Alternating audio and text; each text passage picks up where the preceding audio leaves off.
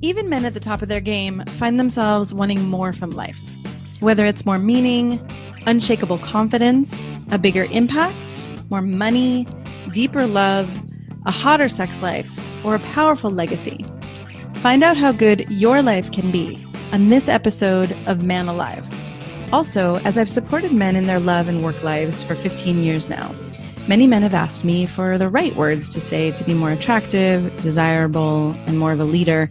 And I've found it's not so simple as giving scripts or lines.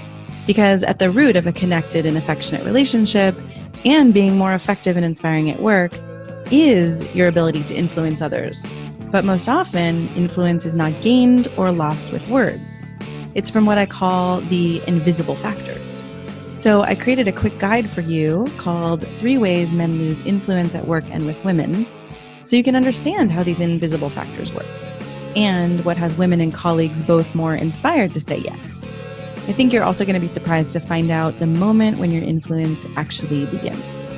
So grab the guide for free at shanajamescoaching.com/3ways.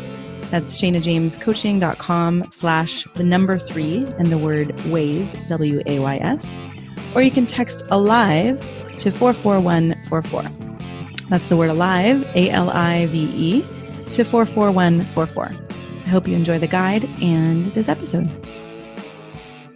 Hello, and welcome to this episode of Man Alive. I'm excited to be here today with Ben Preston. Welcome, Ben. Hello, Shana. Thanks for having me. Yeah, and we're going to talk today about trying. And there's so many things I could say to introduce this, but what I know is that so many of the men I work with are, with some of these new or different concepts around listening or being present or connection or some of the things that have tended to be seen in a more feminine realm, and that we're recognizing as a human race, like that we all have the masculine and feminine, and that, to be collaborative, to be effective, to be working together, that we actually need some more of these typically considered feminine qualities. Part of what I see is that when they don't come naturally, or when men haven't been raised to, to play in these realms, there's a trying that happens, right? It's like, I'm going to try to be present. I'm going to try to listen. I'm going to try to, to connect with you. So we're going to talk today about trying, because it's a step on the path of learning a new skill. But what Ben and I have been finding and talking about is that trying can actually really also get in the way of exactly what we're attempting to create. So, Ben, I'll give you a quick intro before we dive into the topic. And, Ben fascinates me. He's an engineer and has a whole range of projects. I mean, one from working on helping New Zealand get to zero carbon and really working with people to figure out how and why to do that. He also works with land, and actually it's hard to describe, but one of the reasons why I feel so inspired by the way you work with land, Ben, is, one of your current projects you were telling me about there's a place where Maori and Pacific Islander people live. It's the highest population, I think you said, in the world, and the suicide rate is astronomical. And here on Man Alive, we are focused on, okay, what does it take to keep men especially alive? And how can we support men's well-being? And so I love that you have a way of working with land and really seeing the impact of land and architecture and design and, all of that on the state of people's hearts and souls and condition. So you might want to give a little bit more of a clear explanation. But no, that's good. I think that's pretty good. That's I really like how you wrapped in the fact of that particular project in South Auckland and how it resonates with sort of men's health and the theme of the podcast. I really love that. Yeah. So I feel inspired by you, and I feel inspired by your willingness to go on a deep journey into these kind of unseen realms. And thank you so much for being here. Thank you so much for having me. It's a pleasure. So let's talk a little bit about trying and your personal journey, because I know you've been on a journey with trying. I mean, what's one of the most concrete ways that you've seen in your life that trying has gotten in the way, or that you recognize? Like, how did you start to even recognize, oh, this is what trying feels like? Yeah, that's a really good question. I'm not entirely sure. In a present sense, there's like one way that it shows up pretty consistently, which is just with my partner generally, who, she'll come to me fairly regularly with a thing, as partners do, where, she's struggling with something in life, or she just feels a need to express something that's showing up for her. Mm-hmm. And quite often, if I'm not sort of in my seat and in my power, I can take that and be like, oh, I need to fix something. I need to try to do something with that, instead of just actually being present with it and just allowing it to be and giving it space and giving her space. And so that's one way in a present sense. In terms of like how it first kind of showed up in my life, I mean, it's interesting because I think trying was one of the things that I used to think up until recently, and probably up until my partner Kathy kind of really helped me see past this, that trying was one of those things that really actually saved me in a personal sense. I trying and working on myself, and really just trying, like, working to sort of develop myself and to better myself. Yeah, I was gonna say, like, to be a better person. Yeah, definitely. Like, for a long time, that was what I held on to as the thing that enabled me to get out of a life circumstance, or to get out of certain situations or scenarios that weren't necessarily that helpful or beneficial for me. And so I kind of held on to that as like, this is a really good thing. Like, working and trying is a really positive thing, and it's really great. And then I guess it was probably a couple of years ago now, a friend of mine, Ashtanga yoga is kind of my main practice. And it's quite like, it's got a reputation as being this really hard, heavy practice. It's like 6 days a week. You take Sundays off. And even then you probably do some pranayama and light meditation. It's quite intense, like an hour and a half practice every morning, quite physical, and fairly structured. And I started doing that, and a friend at the time when I was living in Melbourne was like, I'm not sure this is a good practice for you, because I'm like already very structured and very like kind of rigid. And her view is that I need to allow myself to be more adaptable and kind of change with the flow of life and move with things as they show up, and allow myself to kind of step into that creative energy a little bit more. And so that's when I started questioning a lot, actually. Okay, is this something about the structure is really helpful for me, and I find really useful, but I can also see that can become a crux and something I rely on, and the need to like work and the need to do can become something that's I sort of grasp at.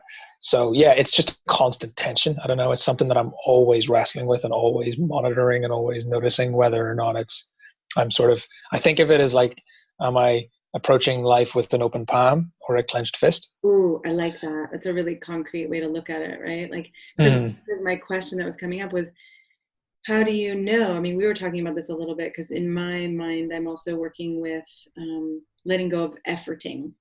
And it's similar, I think, trying and efforting, or, it's like, how do we know when something needs to happen? And so, of course, like, there's a deadline for a product that we're creating, or there's something that we're writing or putting together, and we have to get it finished, right? But at the same time, are you doing that with a closed fist or an open palm? Am I, even in the moments where something needs to get done, we can be efforting, or we can just actually be simply doing it and not adding a whole bunch of tension to Yeah, big time. That really resonates. I mean, that's a common thing in yoga. Like, you can be doing some quite physically intense things, but you in an ideal sense want to be doing that with a sense of effortless and a sense of grace. And it's like, going back to what you were saying before, by listening, like, you can try to listen or you can listen. And it's that as soon as when there's that energy of like, oh, I must do this, you're kind of really it takes something away from it. It takes an element of your awareness, your attention, your ability to really sink into that thing is focused on the trying as opposed to the doing it, to just actually being in it and being the thing, being present with it. Yeah. And it's pretty esoteric, right? I mean, so I'm wondering, I know you talked about, you just created, was it a comedy show? Yeah, a comedy show in the Melbourne International Comedy Festival. Yeah. Yeah. And you were saying that through that experience, you had some examples of where you noticed you were letting go of trying or allowing things to happen. So I'm wondering if you can give some kind of example from that life experience. Yeah, that was a huge one, and that was just a huge learning experience in general. Because I signed up for the show initially in kind of mid last year, like August, September, and then life just kind of threw a number of curveballs my way, and I ended up actually leaving Australia and went back to Europe for a while for a retreat that I had kind of pre-planned, and then decided to stay there for a bit, which is where I met my partner. And stayed in Europe for a while and actually ended up not going back to Australia. So we ended up living in New Zealand. And so that just the turbulence of all that and a lot of sort of in life led me to not quite have the stability that I would have liked to write the show and get out and do open mic nights and those sorts of things and just prep for it. And so there was a lot of stuff coming up for me at the time, and a lot of sort of mental process in my mind telling me that, I should have had X amount of content written by this date, or I should have done this to prepare, or I should have been doing open mic nights for 3 weeks by now. Excuse me. And that stuff just wasn't possible. Yeah. The reality was that life circumstances were leading me in other directions. And so I was kind of walking this constant tightrope, and my partner actually introduced me to The Artist's Way. Around that time, and I kind of accepted that, all right, so I don't necessarily have the conditions that would be ideal for me perhaps to create what I have in my mind as the ideal thing, but what I can do is focus on creating a state of being. I can focus on creating the conditions from which something can emerge. Okay, and so wait, I just want to pause there. Yeah. Because I want to highlight that, because that's pretty unique. So you could focus on creating a state of being, or what did you say, from which something can emerge? The state of being from which something can emerge. And what is that state of being? So for me, in that, it was about like my mind was I was getting into a position where like life was really turbulent, and I was like, okay, time's running out, and I plan to have this much content written and so on, and that stuff's just not happening. So my mind was coming up with unhelpful thought patterns, which were just preconditioned stuff, self-shaming and all this kind of stuff that just wasn't helpful. Yeah. And so I decided that my focus then shifted and became, okay, how can I cultivate a sense of groundedness and calm through practice and through yoga and meditation and those sorts of things, so that I can maintain an awareness of those thought patterns that are coming up without them actually taking the driver's seat. Taking you out, right. So and then the calm being the state of being from which you can actually be creative, as opposed to and witness the self-sabotage and things like that. Exactly. That was a big part of it. And then the other component really was actually really going into creative trauma. So actually taking time to go back to understand, okay, why was I compelled to do this? I'm a comedian. This was my third comedy show, is my first solo show, and really going back to why was I compelled to do this in the first place, and then what are the barriers? Because a big part of the reason why I was initially really interested in getting into stand up was that it is challenging to stand up on a stage and just self-express really freely. And so I was like, why is that? Like, what is it in my being that's kind of causing me to I want to say that thing, but actually when I go to say it, something goes, nah, people are going to hate you for it. They're going to, whatever. So what is that, and why, was there something in my past that kind of caused that, a relationship really with someone? The edge of, all right, how free am I, and how free can I be? And right, what is it that actually limits me from saying what I want to say, or expressing myself how I want to express myself? Yeah, 100%. I mean, you used the word free there, and that was what, when I came down to it through that process, that was really what it was about. It was about freedom Mm. for me personally. It was about the ability for me to be free and to express myself creatively, not just for my own benefit, but because I do, I really think that the ability to freely creatively express ourselves is something that we're not really given the opportunity to do through our education system and so on. And I think it's one of the most important things for a really sort of Yeah. healthy, functioning society. I just love that we got to freedom, right? It's like, oh, right, that makes so much sense. That when you stop trying, then, and I love what you're saying, when you actually make space for the state, I was going to say mindset, but it's actually deeper than a mindset. It's a state of Mm, being, mm, that mm, allows, that's the calmness or the groundedness that isn't spun up in our mind, right? mm, To happen, should happen, who I should be, all of that. Then, mm, in a way, that's the ultimate freedom. yeah, yeah. You kind of let go of the need to control the outcome, and you can Yeah. just, yeah, it allows you to sort of be in a much more present sense, and then have sort of peace and acceptance about whatever shows up from that being the right thing. Right. Okay. So we're still in the midst of you and this show. And I love also bringing it back to what you said about you started to really ask yourself, why am I doing this in the first place? Why does this matter to me? Mm. Yeah, big time. That was and still is. I mean, it was really in the aftermath of the show I started really sort of dwelling in that space and reflecting quite a bit on um, what it was that compelled me to do it. Mm. And it's still something I'm kind of discerning and working through. But I think it does really come down to curiosity about, why is it that I'm just not able to express myself freely. Yeah. And I to the theme of the podcast of just kind of letting go. Why is it that I can't just stand up and just let go? Yeah. It seems like in that setting, or in certain settings, there's so much more pressure to sort of tighten the fist Yeah. and be really rigid about things and try to control. And there's just something about our being and our trauma and our, the things we've experienced that kind of seem to show up in that way. And I was just curious about that in myself. And yeah, it's an ongoing journey for sure. Mm-hmm. Yeah. Okay. And I'm also going back to the piece you said around, you noticed all of the thoughts and the self-shame and all of that. And that was part of, seems like that was a dynamic that was part of the trying. Yeah, Is that right? very much so. Yeah, totally was.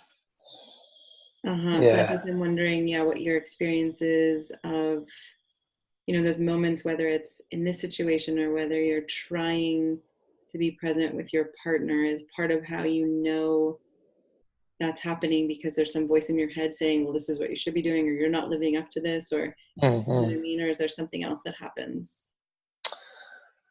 Um, yeah, I mean, it's more of a sense. There's not the kind of voice of the mind for me coming in with, you should be doing this, you should be doing that. There's just a kind of calmness and peace to it whenever I am rigidly trying to kind of grab something and fix it and do it. There's a There's calm that's and a peace when you stop trying to when rigidly. Yeah, Mhm. totally. As soon as I stop trying to do that, there's just a sense of calm, a sense of peace. And Uh-huh. there's not necessarily a sense of like, oh, this is right and it's all resolved and now it's Yeah. all completely okay, because that's not necessarily the case. Like there Right. is, the comedy show still needs to be written. Right. Your partner's still in pain. Like, Right. You're right. It reminds me too when I have conversations with men, and a lot of times I practice with men. So I'm like, okay, let's have a conversation and see how connected we can be, mm, right? Um, and in a lot of those moments where I'm like, okay, something just happened, you went away, or mm, what just happened for you? And he's like, well, I was trying to think of the next question to ask, or I was trying to think of something clever to say.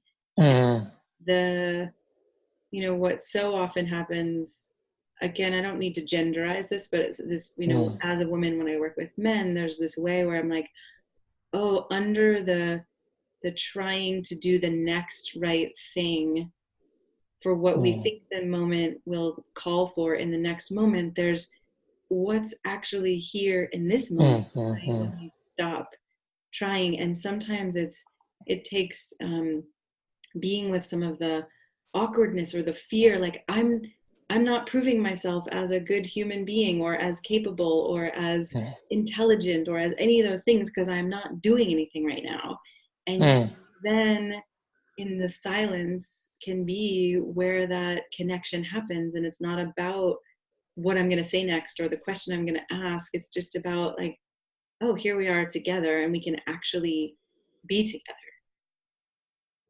Yeah, that's beautiful. That's absolutely beautiful. And yeah, I think it's so true. It just doesn't, it acts as such a blockage for true creativity, whether that's creative connection or creative expression or creative, just that creative energy to arise. It can't, you know, I've often thought that creativity is the emergence of like something genuinely new and responsive in the present moment that is just conditioned and created exactly for this moment. Ooh, and okay, it is that one again. I love that you say these things and they're so profound that I can't even quite take it in. I have no idea what I've even said now. Something about creativity is this, it's something that emerges that is just perfect for this moment. It's created and emerged of this exact present condition that could not have emerged from any other set of circumstances and condition. Yeah. And that's like, there's, you know, when we're sitting trying to do something, we're referencing back to things that we've done in the past, because that's the only reference point we have. When we try, we have to reference back to, oh, this is like that other time, and so I'm going to use that as a reference point to think about how I was then and how that might apply here. And so when we do that, we're always referencing something that is previously existing and therefore not of the present moment. So it actually acts as a block for true creativity and a truly authentic response in the moment. And that, it's really interesting, because that's something that comes up in design, and that, like in the sort of design and engineering space I work in, that's something that I wrestle with a lot. Like, we engineers love standards and procedures and generalizing things, and that is, you know, there's a place for that and it's useful, but if we're not aware of how we use those tools, they can quite easily become ways of blocking the emergence of creative responses in the moment. And for someone, like, a lot of my work it's focused specifically on sustainability, and for something to be sustainable in a changing environment, in a continually changing environment, which all environments are, requires a continually changing response. And so without being able to tap into that creative energy, it's impossible to design solutions or for things to come up which are genuinely sustainable. Wow. I love that. It's like there's so much in that. It's hard to wrap my mind around it, but I can feel the truth of, right, things are continually changing. And if we rigidify our responses to what we have done in the past, or what worked in the past, or what we have heard someone else said we're supposed to do, we're not there in the moment. And I have this strange question coming up, and I think it'll be funny for you, and I'm not sure if you like it or not, but I was just wondering, if you were to tell a man how to stop trying, what would you say? Oh, that's a tough one. I feel like this could be useful myself. What would I say? I mean, it's interesting. I feel like maybe what we need, and what I need sometimes, like, I can only speak to my own experiences, is experiences of it. And for me, it's like the most palpable experience of not trying that I think most people can resonate with. Even if you've never, like, even if concepts like yoga and meditation and those things are just like esoteric voodoo nonsense, want nothing to do with them, most people have the experience of, like, being on top of a mountain and looking over a landscape or standing on a beach and looking at the sunrise. Yeah. And there's in those settings, whenever you're in that like space with the natural environment, there is just this rapture and stillness, and the trying just dissolves in those moments. And I feel like maybe it's about, not, because again, you can try to not try. Like, exactly. I could say something to myself or to another guy about like, oh, you should do these 5 things, not try. But that's just more trying not to try. Yeah.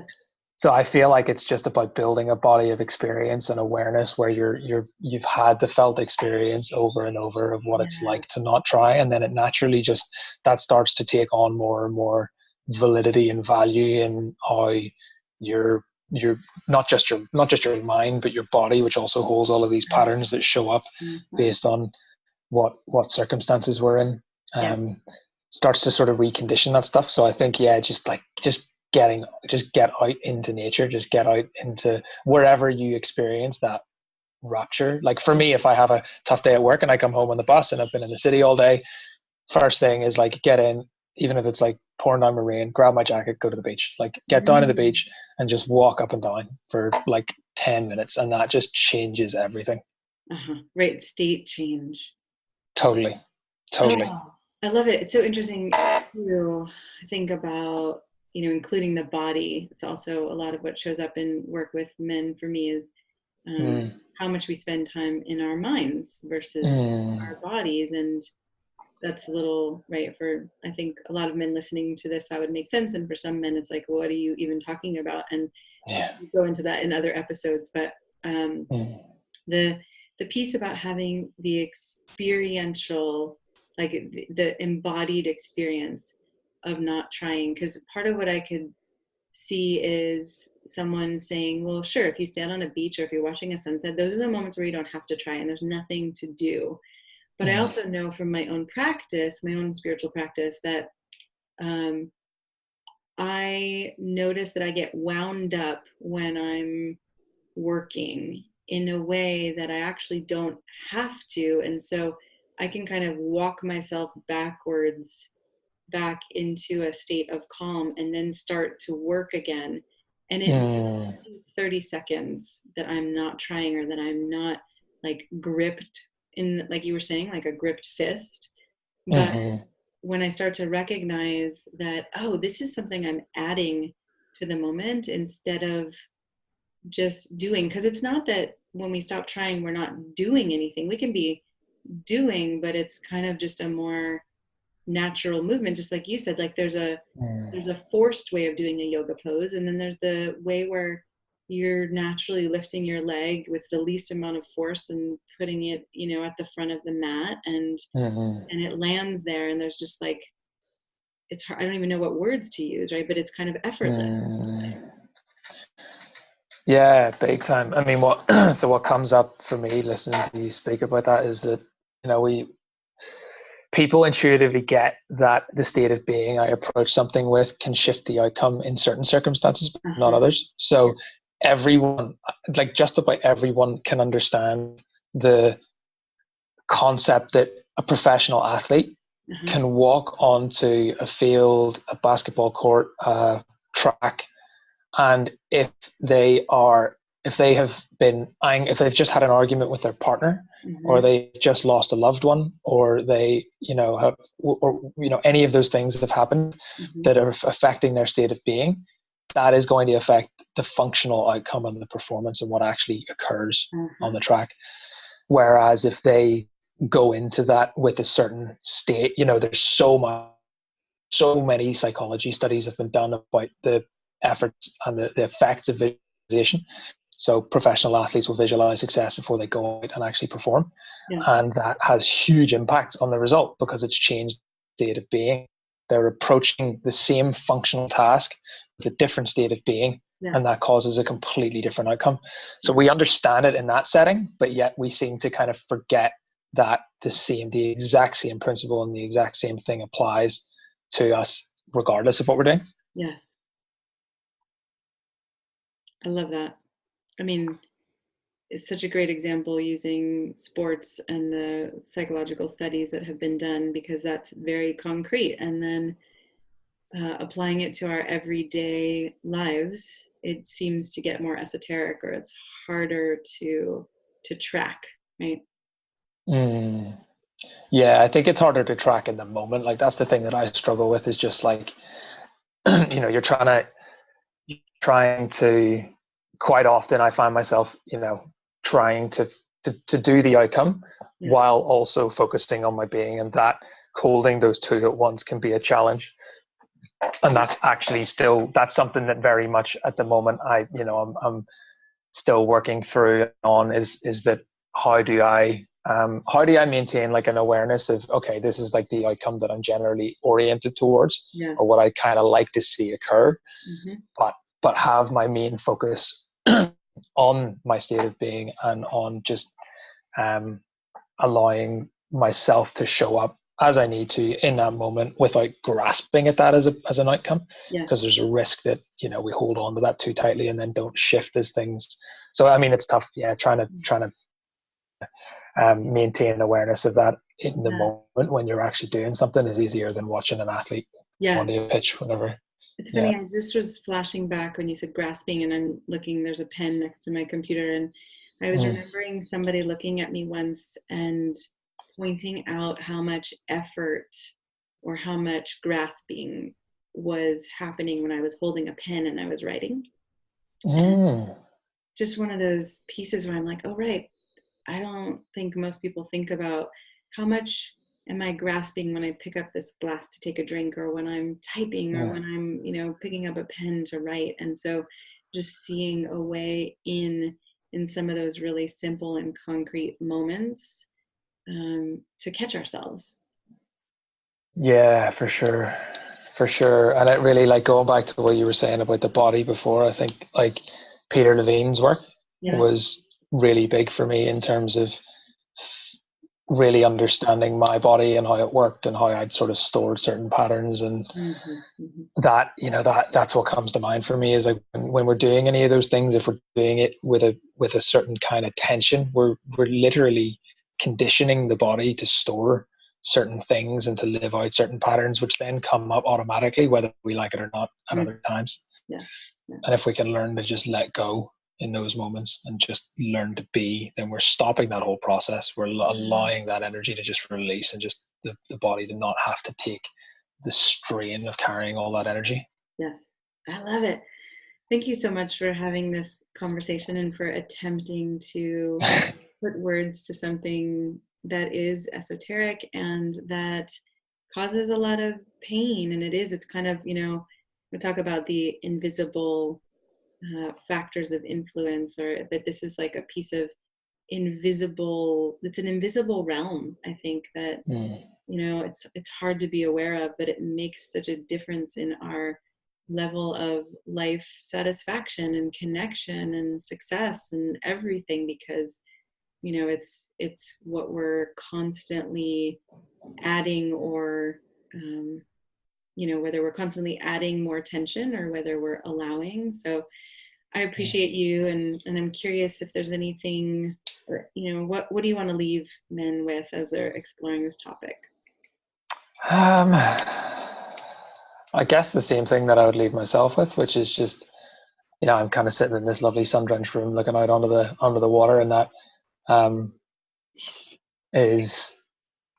that's just a constant reminder for me, is just to actually get out and allow myself to feel the not trying that comes whenever I'm out in, walking on a beach or on a mountain or wherever that happens to be, and experimenting with bringing that into other areas where I don't think it's possible. I worked in like a very corporate office environment for a long time, and still do occasionally, and that environment feels quite rigid and mechanical and separate from the beach or separate from the mountain. And actually it's interesting to experiment with what is it possible to bring that sense of calm or that feeling that I get out there into this environment, and if so, what happens, like what emerges from that.